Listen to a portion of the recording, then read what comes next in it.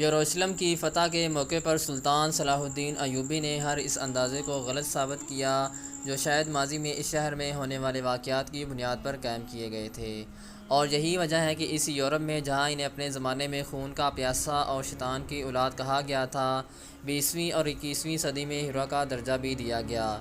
وہ 2 اکتوبر 1187 کی تاریخ اور جمعے کا دن تھا جب دنیا کے مذہبی دارالحکومت اور سب سے متنازع سمجھے جانے والے شہر یروشلم میں تقریباً 9 دہائیوں کے وقفے کے بعد پھر سلطان صلاح الدین ایوبی کی قیادت میں ایک بار پھر مسلمانوں کی حکمرانی کا دور شروع ہوا تھا۔ شہر کی فصیلوں پر ایوبی پرچم لہرایا گیا تھا اور مذہبی مقامات سے مسیحیت کی علامات ہٹانے کا کام شروع کیا گیا تھا۔ 834 برس قبل 2 اکتوبر کی وہ رات شب معراج کی رات بھی تھی۔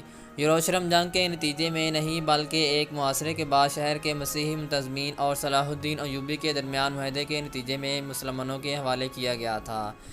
شہر کا ہر باسی معاہدے میں طے کی گئی رقم ادا کر کے آزادی سے کسی دوسرے مسیحی علاقے میں جا سکتا تھا۔ جو لوگ پہلے ہونے والے ممکنہ ظلم کا سوچ کر پریشان تھے وہ اس فکر میں تھے کہ اپنی آزادی کے لیے پیسے کہاں سے لائیں۔ 2 اکتوبر کے دن اور آنے والے کئی ہفتوں تک شہر سے لوگ رقم ادا کر کے جاتے رہے۔ جو نہیں ادا کر سکتے تھے وہ مدد مانگتے رہے اور ان میں سے ہزاروں کی مدد خود سلطان صلاح الدین ایوبی نے اپنے ذاتی طور پر کی، اور بہت سے غرباء کو شہر کے سابق مسیحی حکمرانوں کی درخواست پر بغیر تاوان ادا کیے جانے دیا گیا۔ مورخ جوناتھن فلپس نے سلطان صلاح الدین کی زندگی پر اپنی کتاب the life and legend of Sultan Salahuddin یعنی صلاح الدین ایوبی میں لکھا ہے کہ یروشلم کے مسیحی شہریوں کو کچھ ایسا دیکھنے کو نہیں ملا جس کی وہ توقع کر رہے تھے۔ مسلمانوں کے محاصرے کے دوران یروشلم کی خواتین نے اپنے بال کٹوا دیے تھے کہ وہ فاتح فوج کے سپاہیوں کی نظروں میں نہ آئیں، لیکن فلپس لکھتے ہیں کہ فتح اور یروشلم پر قبضے مکمل کرنے کا مرحلہ طے کرنے کے بعد سلطان صلاح الدین ایوبی نے خاص طور پر عورتوں کے معاملے میں رحم دل کا مظاہرہ کیا جس کے لیے وہ مشہور تھے۔ سوال ذہن میں اٹھتا ہے کہ ان کا یہ جذبہ سچا تھا؟ ایسا معلوم ہوتا ہے کہ ایسا ہی تھا۔ وہ ان کو فروخت کر سکتے تھے یا اپنے فوجیوں کے حوالے کر سکتے تھے۔ یہ وہی یروشلم تھا جس کی سن 1099 میں فتح کے بعد صلیبیوں کے یروشلم میں داخلے کے موقع پر جہاں ہر طرف لاشیں تھیں اور مرد، عورتیں اور بچے کوئی فاتحین کی تلواروں سے محفوظ نہ تھا۔ مصنف جسٹن ماروزی نے اپنی کتاب اسلامی سلطنتیں شہر جو ایک تہذیب کو بیان کرتے ہیں میں یروشلم کے بارے میں باب میں مسیحی ذرائع کا حوالہ دیتے ہوئے صلیبیوں کی فتح کے بعد شہر کے مناظر بیان کیے ہیں۔ انہوں نے صلیبیوں کے رویے کی مثال کے طور پر ان کے ایک عہدیدار کا بیان نقل کیا۔ وہ کہتے ہیں کہ زبردست مناظر تھے، ہمارے فوجیوں نے دشمنوں کے سر قلم کر دیے، کچھ کو زیادہ تکلیف دینے کے لیے آگ میں جھونکا گیا، گلیوں میں سروں، کٹے ہوئے پیروں اور ہاتھوں کے ڈھیر تھے۔ سلطان صلاح الدین ایوبی کا چیلنج یروشلم کی فتح پر ختم نہیں ہوا، بلکہ انہیں اندازہ تھا کہ اب مسیحی دنیا جس پر یروشلم جیسے مقدس شہر کے ہاتھ سے نکلنے کی خبر بجلی بن کر گری ہوگی، اس کو واپس حاصل کرنے کی کوشش کرے گی۔ سن 1187 میں یروشلم کی فتح سے تیسری صلیبی جنگ میں اس کے کامیاب دفاع کا باب تقریباً 5 برسوں پر محیط ہے۔ وہ صلیبی جنگ جس میں مغربی یورپ کے بڑے بڑے بادشاہ خود شریک ہوئے اور یورپ بھر سے لوگوں کو جنگ میں شرکت پر مائل کرنے کے لیے سلطان کی بدترین سے بدترین شبیہ پیش کی گئی، لیکن جنگ کے لیے آنے والے نہ صرف یروشلم حاصل کرنے میں ناکام رہے بلکہ سلطان کی ایک مختلف تصویر لے کر واپس گئے جو تمام پروپیگنڈے کے باوجود آج تک قائم ہے۔ جوناتھن فلپس لکھتے ہیں کہ میں کہوں گا کہ تاریخ میں کوئی اور ایسی مثال تلاش کرنا ناممکن ہے جس میں ایک شخص نے کسی قوم اور مذہب کے ماننے والوں کو اتنی چوٹ پہنچائی ہو اور پھر بھی وہ ان میں مقبول ہو گیا ہو۔ یروشلم کو مسلمانوں کے قبضے سے آزاد کروانے کے لیے یورپ سے پہنچنے والی فوج اور سلطان صلاح الدین کے درمیان تقریباً 3 برس پر پھیلے ٹکراؤ یعنی تیسری صلیبی جنگ کی تفصیلات کی ذکر سے پہلے بات کریں گے سلطان صلاح الدین ایوبی اور ان کے خاندان کی ماضی کی اور جہاد کے اس ماحول کی جس میں مشرقی وسطیٰ کے لوگوں کی یروشلم کی بحالی کی توقعات ان سے وابستہ ہو گئی تھی۔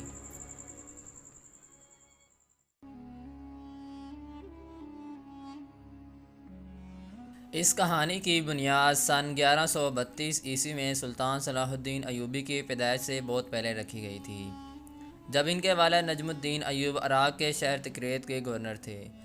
فلپس کے مطابق ایک روز زنگی نامی ایک طاقتور ترک جنگجو سردار دشمنوں سے بچتے ہوئے دریائے دجلہ کے کنارے ان کے شہر کے دروازے پر آئے۔ ایوب نے انہیں پناہ دی اور ان کا یہ فعل بعد میں تاریخی ثابت ہوا۔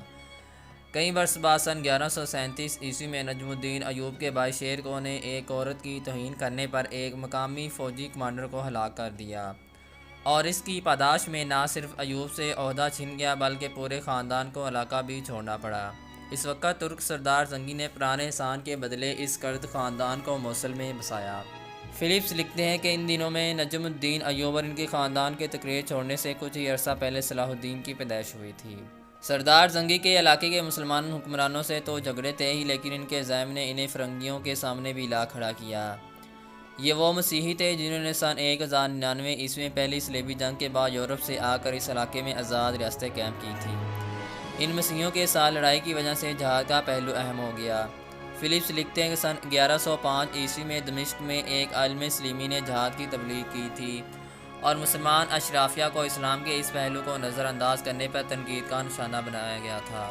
ان کا پیغام آہستہ آہستہ زور پکڑتا گیا، اور پھر 1140 کی دہائی میں دمشق کے ایک مدرسے کی دیوار پر زنگی کے لیے مجاہد اور سرحدوں کے محافظ کے الفاظ لکھے ہوئے نظر آئے۔ انہوں نے سن 1144 میں الروحہ شہر پر بھی فرینک سے قبضے سے چھین لیا، جس پر انہوں نے پہلی صلیبی جنگ کے دوران قبضہ کیا تھا۔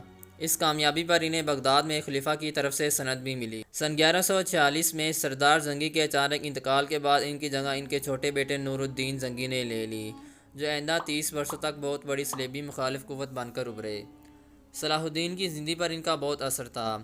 نور الدین نے خطے میں جہاد کی ایسی بنیاد ڈالی جسے پھر صلاح الدین ایوبی آگے لے کر چلے۔ جہاد کے جذبے میں شدت کے ساتھ ساتھ مسلمانوں میں دوبارہ فتح کی خواہش بھی پیدا ہو گئی۔ سن 1160 کی دہائی کے دوران صلاح الدین اپنے بھائی تران شاہ کی جگہ دمشق کی فوج کے کمانڈر بنے۔ اس طرح انہیں انتظامیہ کا کچھ تجربہ حاصل ہوا۔ اس دوران وہ اپنے چچا شیر کو کے ساتھ کام کرتے ہوئے نور الدین زنگی کے قریب حلقوں کا حصہ بن چکے تھے، اور حکمرانی کے طور طریقوں کو قریب سے دیکھنے کا موقع ملا۔ فلپس لکھتے ہیں کہ نور الدین عظیم حکمران تھے اور ہوشیار کرد نوجوان کے لیے بہترین مثال، اور دوسری طرف تقریباً 2 صدیوں سے اسماعیلی شیعہ فاطمی خلافت کے زیر کنٹرول مصر خطے کا دولت مند علاقہ تھا۔ وقت گزرنے کے ساتھ ساتھ فرینکس اور دمشق کے حکمران نور الدین زنگی کو احساس ہو گیا کہ فاطمی خلافت کمزور ہو رہی ہے، اور جو اس پر قبضہ کرے گا وہ دوسرے کے لیے خطرہ بن سکتا ہے۔ جو بھی مصر حاصل کرنے میں کامیاب ہوتا وہ اس دولت کا مالک ہونے کے ساتھ ساتھ مشرقی بحیرہ روم کو بھی کنٹرول کرتا۔ اس چیز کا سب سے زیادہ احساس شیر کو تھا، جنہوں نے نور الدین زنگی کو مصر فوج بھیجنے پر آمادہ کر لیا۔ فرینکس بھی خاموش نہیں رہ سکتے تھے اور دونوں فوجوں کا آمنا سامنا ہوا۔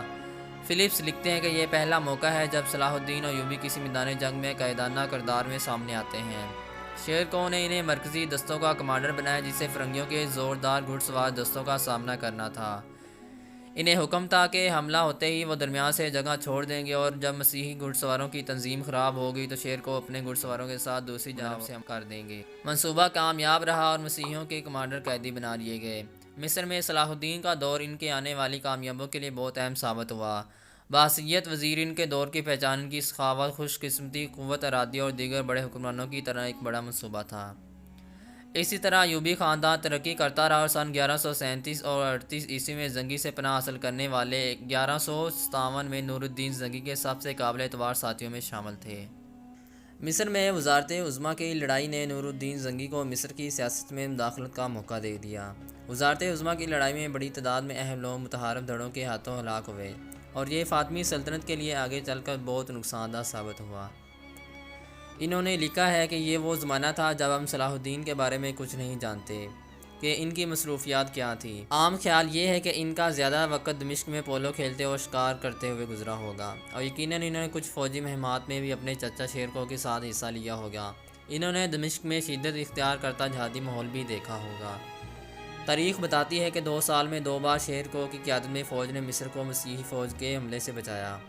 فاطمی خلیفہ الازد نے 1169 میں شیرکو سے ملاقات کے بعد نہ صرف انہیں اپنا وزیر بنا لیا بلکہ فوج کی کمان بھی انہیں سونپ دی۔